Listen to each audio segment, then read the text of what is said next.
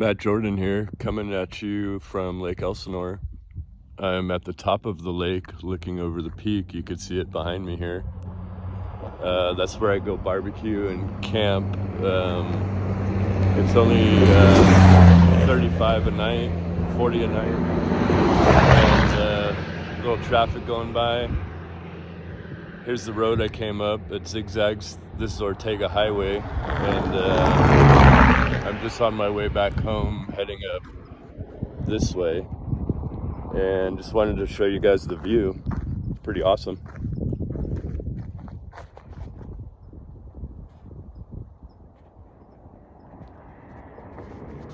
Pretty cool, huh? Way up high.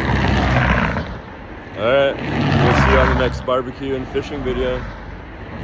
More fishing videos to come. Stay tuned. Keep it smoky, y'all.